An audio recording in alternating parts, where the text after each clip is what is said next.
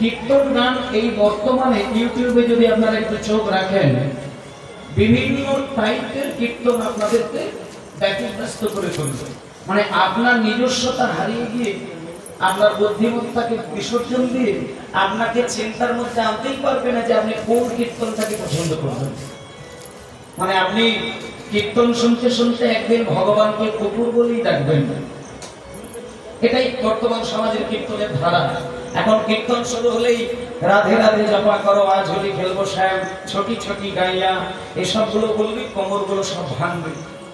মানে যে আজকে যে হরিবাসরের গান শুনছেন, এখানে আমি সবার আগে বলে দিই, ওই ধেই ধেই ধেই ধেই করে নাচের গান আমি কিন্তু আগে গাইতাম, আজ থেকে 17, 18, 20 বছর আগে গাইতাম। ইদানিং কয়েকটি বছর হল আমি জানাতে চাই, বোঝাতে চাই যে কীর্তনের যে আদি রস, সেটা কিন্তু মানে একেবারে মুক্ত, সে জায়গা নেই। এখানে যারা বয়স্ক বাবা বা মায়েরা আছেন তারা খুব জানেন, আমি শুনি বলিয়ে দিচ্ছি। এককালে কীর্তনিয়া উঠলেই দেখবেন আধা ঘন্টা ধরে জমজামালি তৈরি হতো, যেখানে দেখবেন শুধু আহারে মরিরে বাবারে মারে যাইরে এই করে করে দেখবেন পটপাল ফাটিয়ে ফেলত, পাশ করে খোল বাজিয়ে ডিব্বাজি দিত। তার মধ্যে গায়করা আহারে মরিরে বাবারে করে না হলেও আধা ঘন্টা মিনিমাম চলতো, ম্যাক্সিমাম 1 ঘন্টা। তা বলুন সেই জিনিস তো আর নেই। সেগুলো যদি হয় বাসর হালকা হয়ে যাবে, সেটা কেটে ছেটে বাদ দিয়ে ছোট্ট করে সন্তান তৈরি করা হয়, তাও কেউ পরিবেশন করলে শুনতে চায়। আমি তো সন্তান গাইলামই না, একটা মানে একতালীয় গানের উপর দিয়ে বেরিয়ে গেলাম, কিন্তু সন্তান যদি গাইতাম আরো মিনিমাম 20 মিনিট আমি সময় নিতাম, সেটা গাইলাম।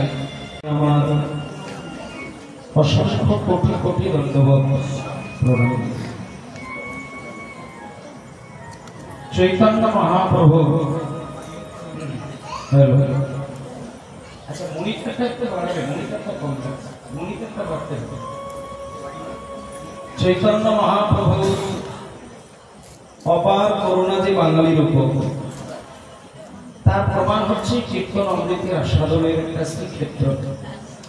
আর আজকে অষ্টম প্রহর গানের মধ্য দিয়ে আমরা সবাই মিলে সমবেত হয়েছি একমাত্র কীর্তন গান। এইবার বিবাদটা একটু কম রাখলেও চলবে, ব্যাখ্যার সময় বিবাদটা কম। একমাত্র চৈতন্য দেবের কৃপায় বা চৈতন্য দেবের আগমনের ফলে বাঙালি, আমরা তো বাঙালি উদ্ধার হলো মহাপ্রভুর আগমনকে দেখে, নচেত বাঙালিদের কেউ বোঝেন। কারণ এমনিতে একটা কথাই আছে, কে যাবি ভাই ভব সিন্ধু পার, ধন্য কলিযুগ যেথায় আমার চৈতন্য অবতার। একমাত্র চৈতন্যদেব এসেছিলেন বলে আমি বাঙালি, আমি সনাতনী, আমি হিন্দু, আমি সনাতন ধর্মের মানুষ, আমি হরি বলবো, রাম বলবো, কৃষ্ণ বলবো, কালী বলবো, কিন্তু কেউ আমাকে বাধা দেবেন না। কিন্তু বাস্তবে কথা নয়। এককালে এই বাংলার মাটি থেকে এমন কিছু পাষণ্ড মানুষের যাতায়াত ছিল, যেখানে আপনার মাথার ঘাম পায়ে ফেলে রোজগার করে আপনি একটা বাড়ি তৈরি করলেন, সেই বাড়ির মধ্যে একটা ছোট ঠাকুর ঘর বানালেন, সেই ঠাকুর ঘরে আরাধ্য দেবতা আপনি যাকে মনে করলেন আপনি তাকে স্থান দিলেন এবং রাত দিন ধূপকাঠি দিয়ে তার আরাধনা করলেন। এই স্বাধীনতা বাংলার মাটিতে ছিল না, এই সময় এসেছে। কিন্তু আজ থেকে 600 বছর 700 বছর আগে ছিল। তখন ইতিহাস খুললে দেখা যায়, ইতিহাস ঘাটলে দেখা যায়, সেইখানে এমন কিছু পাষণ্ড মানুষের বাস ছিল বাংলাতে, যেখানে আপনার ঘরের মন্দিরে বসে আপনি ভগবানের নাম করবেন। অত্যাচার কাকে বলে একটুখানি শুনে নেন। আপনার ঘরের দরজা ভাঙবে, আপনাকে হিড়হিড় করে বাইরে টানবে, এবং সব থেকে বড় অত্যাচার যেটা হলো সেটা হচ্ছে আপনার জিউ হত্যা। যার দ্বারা ভগবানের নাম আপনি করার অধিকার বা শোনাতে পারলেন বা শুনলেন বা করলেন, সেই জীব গোটা থেকে কেটে দিতেন। এই বাংলাতে এমন কিছু পাষণ্ড মানুষের আগমন ছিল। কিন্তু সকল যুগের অবতারের শ্রেষ্ঠ অবতার আমার শ্রী গৌর সুন্দর, যাকে সচিমা জন্ম দেওয়ার সময় ভয়ে ভীত হয়ে নীল গাছের তলায় প্রসব যন্ত্রণা ভোগ করে নিমাইয়ের জন্ম দিয়েছিলেন। আর নীল গাছের তলায় জন্ম দিয়েছিলেন বলে সচিমা সবার আগে তার নামটা রেখেছিল নিমাই। যে নিমাই যদি নামের মধ্যে নীল শব্দটা থাকে তাহলে সুমিষ্ট থাকবে না, তেতো থাকবে। আর তেতো যদি নামের মধ্যে মেশানো থাকে যমরাজ হয়তো হাত বাড়াবে না, এটা সচিমায়ের একটা বিশ্বাস। তাই সেই নিমাই নিমাই নিমাই নিমাই নামে সবাই চেনে। কিন্তু তার নামকরণটি হয়েছিল বিশ্বম্ভর। যেমন রামকৃষ্ণদেব, রামকৃষ্ণদেবের আসল নাম তো রামকৃষ্ণদেব ছিল না। আসল নাম কি ছিল? গদাধর। কিন্তু তাকে রামকৃষ্ণদেব নামে চিনলেন। যেমন স্বামী বিবেকানন্দ, আসল নাম ছিল নরেন, কিন্তু পরবর্তীকালে স্বামীজি হলেন। সেই রকমই আমাদের চৈতন্যদেবের আসল নাম ছিল বিশ্বম্ভর। কেউ বলে বিশ্বম্ভর, কেউ বলে গোরা, কেউ বলে নিমাই। কিন্তু সর্বোপরি শ্রেষ্ঠ নাম যেটা হলো সেটা হলো শ্রীকৃষ্ণ চৈতন্য মহাপ্রভু। তাহলে এই যে চৈতন্যদেব নাম এসেছে নিমাইয়ের মধ্যে, কে দিলেন? আস্তে কে দিলেন? চৈতন্যদেব নাম কেন হলো? তার কারণ হচ্ছে তিনি চৈতন্যের সাগর। যেমন ভগবান কৃষ্ণ তিনটি শব্দ দিয়ে গঠিত: ঈশ্বর পরম কৃষ্ণ সচ্চিদানন্দ বিগ্রহ, অনাদির আদি গোবিন্দ যিনি সর্ব কারণে মূল কারণ। মানে এই পৃথিবীতে, এই সৌরজগতে, এই ভূমণ্ডলে, বিশ্ব ব্রহ্মাণ্ডে যা কিছু প্রলয় আর সৃষ্টি ঘটনা ঘটবে তার মাঝখানে যা এসে যাবে সবকিছুর একটা কারণ দেখতে পাওয়া যায়। এবার সেই কারণের কারণ খুঁজতে গেলে আরেকটি কারণকে আপনি দেখতে পাবেন। কারণ কথাগুলো খুব মন দিয়ে শুনবেন। আবার সেই কারণ বিশ্লেষণ করতে গেলে আরেকটি কারণ উদ্ঘাটন হবে। তাহলে এই যে প্রত্যেকটা ঘটনার পিছনে কারণ, সেই কারণের কারণ, আবার সেই কারণের কারণ, এই কারণের কারণ, কারণের কারণ, কারণের কারণ, এই প্রত্যেকটি কারণের ধাক্কা খেতে খেতে যেই কারণের কাছে গিয়ে ঠেকবে সেইখানেই ভগবান শ্রীকৃষ্ণের সৃষ্টি এবং কৃষ্ণ সেইখানে দাঁড়িয়ে থাকেন। তাই জন্য তিনি বললেন, ব্রহ্মা ব্রহ্ম সংহিতা পরিষ্কার করে বলে দিলেন, ঈশ্বর পরম কৃষ্ণ সচ্চিদানন্দ বিগ্রহ, যিনি অনাদির আদি গোবিন্দ, তিনি সর্বকারণে কি কারণ। তাহলে সেই কৃষ্ণ গঠিত হলেন তিনটি শব্দের মূল গঠন, প্রতিমূর্তি। এক হলো সৎ, এক হলো চিৎ, আর এক হলো আনন্দ। আসতে তাহলে এই যে সচ্চিদানন্দ বিগ্রহ মানে কৃষ্ণের মূর্তিটা কি না সচ্চিদানন্দ বিগ্রহ। আসতে বাবা কথা, ভগবানের মূল মূর্তিটি হচ্ছে সচ্চিদানন্দ বিগ্রহ। এবারে সচ্চিদানন্দের মধ্যে তিনটে শব্দ আছে। এখানে এই প্রজন্মের যারা ছেলে মেয়েরা আছে তারা বিশেষ করে এগুলো উপলব্ধি করতে পারবে। আর একটা কথা প্রথমেই বলে দিই, কীর্তন গান এই বর্তমানে ইউটিউবে যদি আপনারা একটু চোখ রাখেন, বিভিন্ন টাইপের কীর্তন আপনাদেরকে ব্যতিব্যস্ত করে তুলবে। মানে আপনার নিজস্বতা হারিয়ে গিয়ে, আপনার বুদ্ধিমত্তাকে বিসর্জন দিয়ে আপনাকে চিন্তার মধ্যে আনতেই পারবে না যে আপনি কোন কীর্তনটাকে পছন্দ করবেন।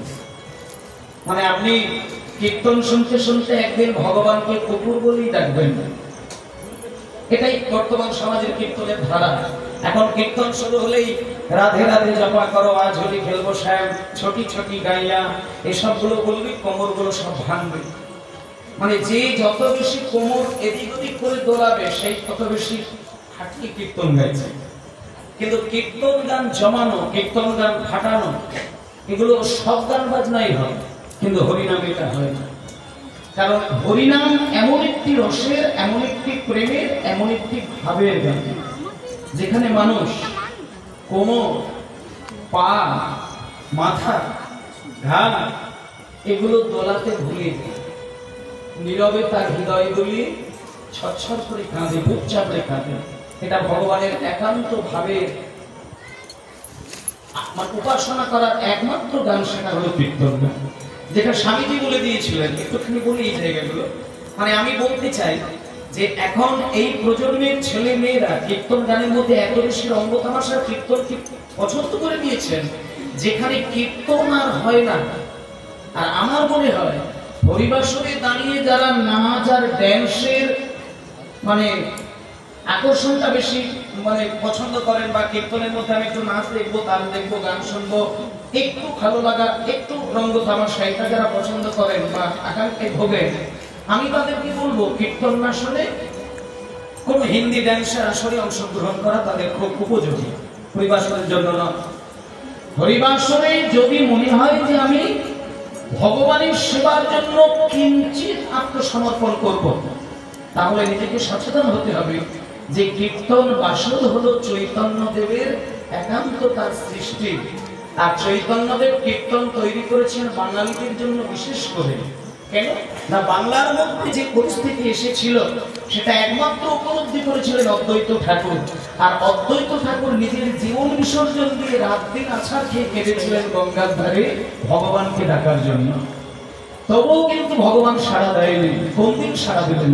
যেদিন আছাড় খেয়ে বুক ফাটিয়ে শেষ কান্নাটা কেঁদেছিলেন, তীর তুলসী দিয়ে বলেছিলেন, হে ঠাকুর, এই মানুষের অত্যাচার সবাই সহ্য করতে পারলেন, আমি সহ্য করতে পারি, তাই আমার ডাকতে ডাকতে ডাকতে ডাকতে সমস্ত ক্ষমতা শেষ করে আজ আমার শেষ না। এই যে আমি ডাকছি, এই যে আমি গঙ্গায় তিল তুলসী আর নয়নের জল মিশিয়ে ভাসিয়ে দিলাম, এই ডাক যদি তোমার কানে না যায়, এই হলো আমার জীবনের শেষ ডাক। সেই দিন অদ্বৈত ঠাকুর তার ধৈর্যটা হারিয়েছিলেন। মানে তীব্র ব্যাকুলতা দিয়ে যদি ভগবানকে ডাকা যায়, ভগবানকে আসতে বাধ্য হতে হবে। তার প্রকট প্রমাণ দিয়েছেন অদ্বৈত আচার্য।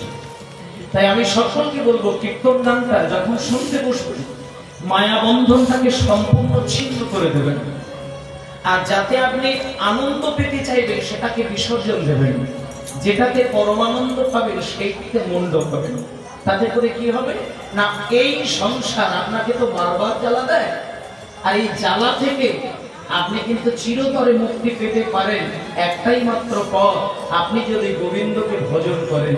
আর গোবিন্দকে ভজন করতে গেলে ডালা সাজিয়ে, মালা সাজিয়ে, মন্দির সাজিয়ে, ঝাঁঝ ঘন্টা বাজিয়ে, তুলসী মালা গলায় নিয়ে, দাদর সঙ্গে তিলক সেবা করে, নিরামিষ আহার করে, ধুতি পাঞ্জাবি পরে করলেই যে হয় এমন কোনো গ্রন্থে লেখা নেই।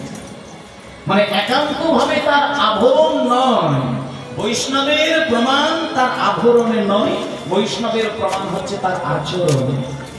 ভেতরের আচরণ ভগবানের সেবায় লাগবে।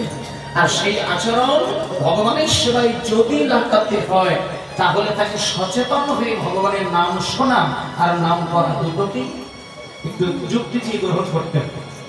সেই জন্য আমি আপনাদেরকে বলে যাই, আজকে যে হরিবাসরে গান শুনছেন, এখানে আমি সবার আগে বলে দিই, ওই ধেই ধেই ধেই ধেই করে নাচের গান আমি কিন্তু আগে গাইতাম, আজ থেকে 17, 18, 20 বছর আগে গাইতাম। ইদানিং কয়েকটি বছর হল আমি জানাতে চাই, বোঝাতে চাই যে কীর্তনের যে আদি রস, সেটা কিন্তু মানে একেবারে মুক্ত, সে জায়গা নেই। এখানে যারা বয়স্ক বাবা বা মায়েরা আছেন তারা খুব জানেন, আমি শুনি বলিয়ে দিচ্ছি। একবারে কীর্তনিয়া উঠলেই দেখবেন আধা ঘন্টা ধরে জমজামালি তৈরি হতো, যেখানে দেখবেন শুধু আহারে, মরিরে, বাবারে, মারে, যাইরে, এই করে করে দেখবেন করতাল ফাটিয়ে ফেলতো, পাশ করে খোল বাজিয়ে ডিগবাজি দিত। তার মধ্যে গায়করা আহারে, মরিরে, বাবারে করে না হলেও আধা ঘন্টা মিনিমাম চলতো, ম্যাক্সিমাম 1 ঘন্টা। তা বলুন, সেই জিনিস তো আর নেই। সেগুলো যদি হয় বাসর হালকা হয়ে যাবে। সেটা কেটে ছেটে বাদ দিয়ে ছোট্ট করে সন্তান তৈরি করা হয়, তাও কেউ পরিবেশন করলে শুনতে চায়। আমি তো সন্তান গাইলামই না, একটা মানে একতালির গানের উপর দিয়ে বেরিয়ে গেলাম। কিন্তু সন্তান যদি গাইতাম আরো মিনিমাম 20 মিনিট আমি সময় নিতাম, সেটা গাইলাম। তাহলে এই জন্য বলতে চাই যে কীর্তনের যে আদি প্রেম রসের ধারা, কীর্তন যে সে নিজের পথে চলতে জানে, তাকে কেউ চালালে সে ভালোবাসে না, এটা যদি মানুষের মধ্যে না থাকে, তাকে তো আদর্শ মানুষ বলা যাবে না। আর ধর্ম অনেক উচ্চ স্তরের জিনিস। ধর্ম এমন একটা স্তরের জিনিস, 3টে জিনিস যদি মানুষের মধ্যে না থাকে, সে কোনোদিন সংসারে শান্তি আর সুখ অনুভব করতে পারে না। 3টে জিনিসের দরকার পড়ে।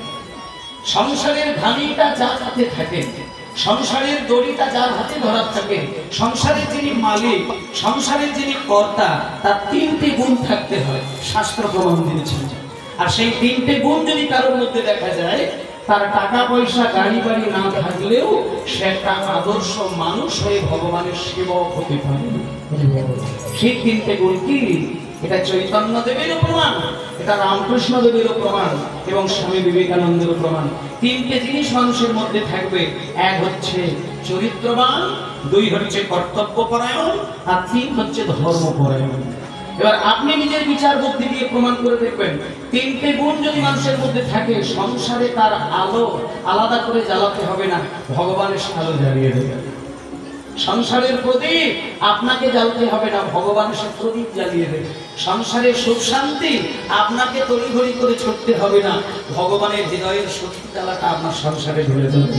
তিনটি জায়গা, এক হচ্ছে চরিত্রটা স্বচ্ছ থাকবে, কর্তব্যে কোনো ত্রুটি থাকবে, আর ধর্মপরায়ণ হবে। এই তিনটে গুণ একটা কর্তার যদি, মালিকের যদি থাকে বাড়িতে, আলাদা করে আর মালিকের কোনো কাজ নেই। কারণ একটা জিনিস বলে দিই, সংসারে যতই টাকার অভাব থাক, যে সংসারে শান্তি থাকে, অভাব কিচ্ছু এসে যাবে, কিচ্ছু এসে যাবে। কোনোদিন মুড়ি খাবেন, কিছু এসে যাবে, শুধু শান্তি দরকার। আর সেই পরম শান্তি সংসারে সেদিন আসে যার মধ্যে এই তিনটে গুণ পরিষ্কার দেখা যায়। আর সেই তিনটে গুণ একমাত্র এক মুঠি করে ধরে রাখতে পারবে যে ঈশ্বরের আরাধনায় সম্পূর্ণ মনকে সমর্পণ করতে পেরেছে। তাহলে সেটা কিসের দ্বারা? সেটা কীর্তনের দ্বারা। একমাত্র জগতের মাটিতে এই মুহূর্তে ভগবানকে ডাকার একটাই মূল রাস্তা, সেটা হলো কীর্তন।